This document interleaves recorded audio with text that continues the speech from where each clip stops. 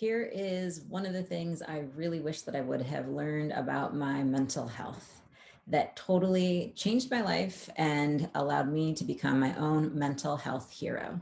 Now, when I was in therapy, I did learn some cognitive behavioral therapy, dialectical behavioral therapy, and many different ways to do the process of where you look at your thoughts and you evaluate them as to whether or not they are like real or reasonable or not, and then try and help your brain make a different decision based on whether or not you think your thought is real or not.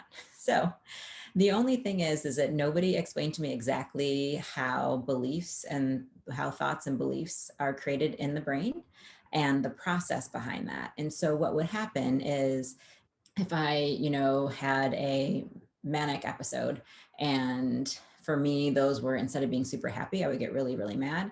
And I would be convinced of things like that my husband doesn't love me or he's going to leave me. Now, I could, in those moments, sit down and logically think through whether or not that belief or thought was real. And I knew that there wasn't any proof for that. So one of the things you do is to look in your environment for proof of that thing being real. So I didn't have proof of anything that said that my husband, didn't love me or would leave me. But the reality is that my brain still, the logical part knew it wasn't accurate. My brain didn't care. It believed it was real anyway. And so I feel like that's what's missing from people really understanding how to break these things down in your brain, because most of the time people don't explain to us how these are built. And so I know that these are really, really common forms of therapy that work for lots and lots of people. And I think that that is amazing. And I also think that there's lots of people for who this doesn't work for, because the programming that created these thoughts and beliefs is so ingrained that our brain is unable to take in the logic part of it. So there's a couple things. Quickly, the reason this happens is that our brain is always trying to keep us safe. So for me, if I were to say have an irrational thought that my husband doesn't love me, that's because I had been trained that nobody would ever love me. And that if I wasn't an exact specific type of person, and if I didn't have mental illness, and if I didn't have an anxiety, and if I wasn't such a bad wife, or I didn't make my husband do everything that I wanted when I was anxious, or all these things people had said about me. And so that repetitive pattern that somebody else told me, that was their thought and their emotions around what I was doing, which created their own beliefs about me and what would happen to me. But that was repeated enough times to me, even from a very young age, the idea that nobody would want to be around me because, I was anxious. And so that gets programmed into you so much that you believe it, and your safety, your actual safety of staying alive, which means being in the community that is going to care for you, depends on you understanding that if you are not a good or right or perfect person, that your safety net is going to leave, that the people who are supposed to love you and care for you will abandon you. And so that creates a lot of fear. So trying to break down this thought pattern and convince myself that it wasn't going to happen, my brain wasn't able to do that because it was triggered by this intense feeling of fear that if I didn't believe these things about myself, and if I didn't understand that my husband could leave me at any time, that he really would. And so what has been really helpful for me is when I learned how all of these things are created in the brain. People talk a lot about automatic negative thoughts, and that can be helpful. So those are things like I'm not worthy, I'm terrible at my job, I'm a terrible person, everybody hates me. It could be any one of those things. And we often talk to people about getting rid of those automatic negative thoughts. But the reality is those are not thoughts. So the way that this process goes in the brain is there is an event, and then with an event comes a thought. Now, what people don't understand is that right after the thought is the emotion. Technically, a thought and emotion are not together, although our brain does this super fast. So it always feels like the thought and emotion come together. So a thought of, I'm not good enough, is actually a thought plus an emotion, which makes it a belief, not a thought. A thought is, let's say there's an event and the event is I get a C on a paper, the thought would be, I got a C, with no emotion attached to it. The emotion comes in because someone has trained me that a C is bad and means that I'm stupid. It means that I'm not good enough. It means that all these terrible things about me. So that thought emotion connection happens over and over and over and over again, which creates the belief of I'm not worthy, or even the belief that, you know, anybody who gets a C is stupid, or C's are a bad grade. Any of that kind of stuff is actually a belief, not a thought. And so it's helpful for me to realize that there's the event, the thought, which has no emotion attached to it. Then there's an emotion. So there's this little space between thought and emotion. And if you can start to look at that tiny little space, you can start to see how a belief about yourself or the world was created. And then when we have a belief, that's when we make a decision, then we have a behavior, and then there's the outcome from that behavior. So if my belief is really that my husband doesn't love me, and then my decision is something like, it really depends on where that belief, who taught you that thought emotion pattern that got to the belief. So for me, my husband doesn't love me, and that, you know, I needed to be with him all the time to make sure that he, you know, never cheated on me or something. Or my decision would be that he can't go anywhere on his own. And then my behavior is to never let him go anywhere on his own. And then there's a whole bunch of terrible outcomes that come from that, right? So understanding that the way that this stuff happens in our brain is event, thought, then an emotion. And it's the thought plus emotion repetitively that creates a belief was really helpful for me, because then I started to look at, where did I learn this, that this one thought comes with this emotion over and over again. And if I can look at that little space, then I can start to really understand, is that belief actually something that's serving me? So I never ask myself, is this belief real? Because to my brain, it absolutely is real. This belief pattern is stuck in my brain because it's a survival mechanism, and it's the only way that it knows how to stay safe. Most of this stuff is from trauma. It can be from when we were little, or also this kind of stuff can happen repetitively when you're older too, or in a very large event that creates a neural connection that leads to a very specific belief when certain events happen. So I don't ask, is this real? Is it reasonable? I don't even ask that, because actually it's kind of offensive. I find it a little bit offensive, because then it sounds like I'm totally unreasonable. That's not it.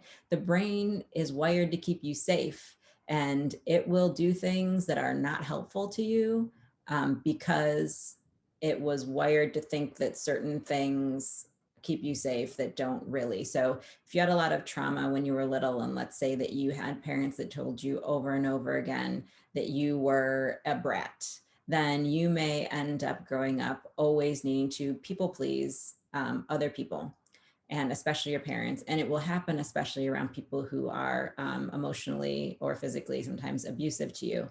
And so, you know, the only thing that your brain knows is that people who are abusive to you, that unless you do what they want, you're always going to be unsafe. And the bigger unsafe part in our brain is the abandonment part, not the actual that they're going to hurt me part, which, you know, is not great, but it is kind of our ancestral wiring. If I got hurt by somebody, at least they'd usually still take care of me. In the past when we lived in groups of people. But if you got excommunicated from your group, you know, when we were, you know, hunter gatherers, then you are left in the wild by yourself with no food, no water, no shelter, no way to survive, right? So, you know, our brain is really great at trying to keep us safe, but now we live in a world that doesn't function that way anymore, but it is still functioning on that level. I think for me, it was really helpful to realize that these patterns were created. My brain is just trying to keep me safe. And first of all, I can do some things to help calm my nervous system. And I go over those in the brain health recourse program that I run. But that really the very first step for me was understanding there's an event, a thought, which has no emotion attached to it. and then the emotion, which then creates a belief. And I will tell you that it is super difficult in the beginning to, and I work with people on this in my program all the time, to separate the thought from the emotion from the belief. Because when I talk to people about thoughts, it's like, well, my brother didn't invite me for Christmas, and that means he doesn't love me. And then we're like, okay, well, let's go back. What's the event? My brother didn't invite me for Christmas. And what is the thought? He doesn't care about me, or he doesn't love me. I'm like, well, is that actually the thought?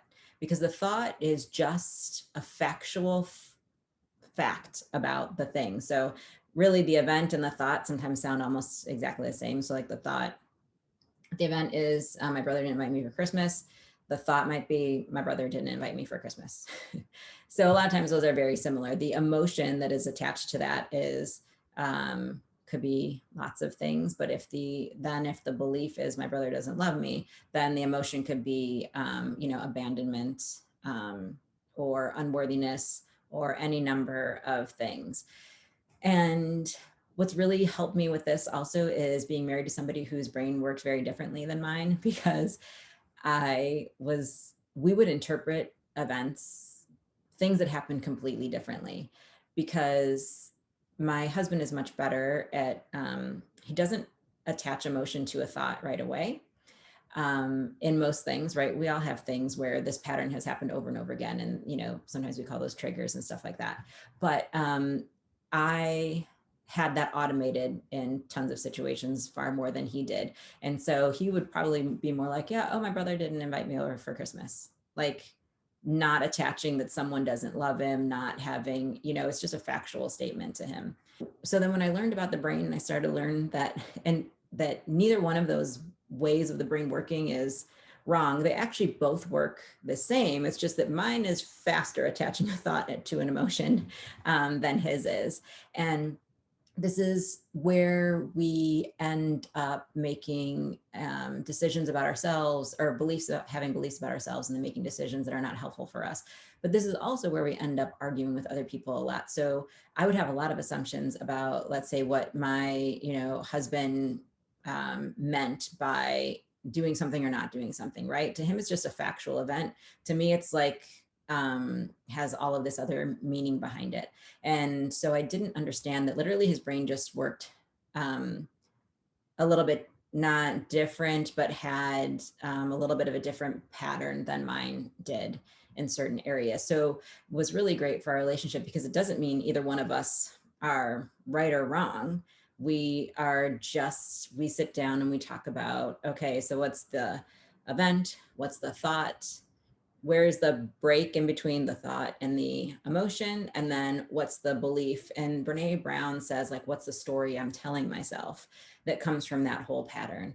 And so that's been really helpful for us. And it's been really helpful for me in just trying to have better mental health, when I can actually, when there's an event, and it's normally something that would be, I guess, what we would call a trigger, and either could trigger severe anxiety, or suicidal thoughts, or some really destructive behaviors, that I just kept thinking, well, there's something wrong with me. My brain's always going to be like this. There's nothing I can do about it. We've tried all these things. I've tried looking at it reasonably, and I still can't stop doing it. But I never knew that there was this one little spot where I could keep working, the spot between the thought and the emotion. And so I spend a lot of time working on event, thought, space, emotion in the beginning, and writing that down a lot, because it's been really helpful for me to see where I can open up that space between thought and emotion, and deconstruct that pattern that's creating this destructive belief for me. And so I just wanted to share that with you today. And I hope that you learned something about how the brain works. I hope this helps you accept your brain a little bit more, and know that our brains are just trying to keep us safe, even if they do it in a really funky way sometimes. And if we learn these tools and the way that the brain works, then we can figure out, where is the part in this process where my brain is really struggling, where I can start to work over time to intervene. And so these things are created by repetition. It's a lot of repetition. So if you do this once, It may feel great for a couple hours or even a couple days, but the brain's going to go back to the old pattern that it has. And so I talk a lot about in the Brain Health Recourse program about how to do this reprogramming, rewiring of the brain. You know, it took a long time for your brain to get these things patterned into it. And it's going to take a very long time to get it to rewire those patterns. You know, 90% of our day is based on those automatic patterns in our brain, and we don't realize it.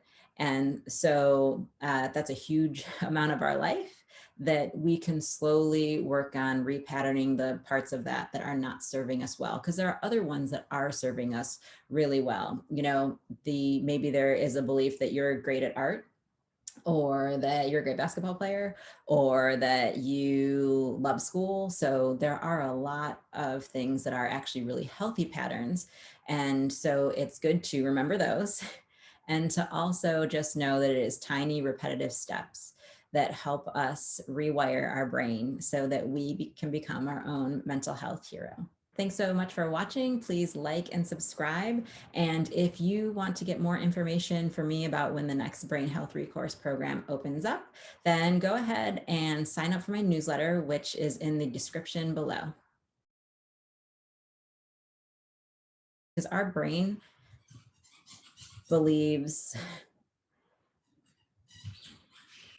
Hey, Jeffrey.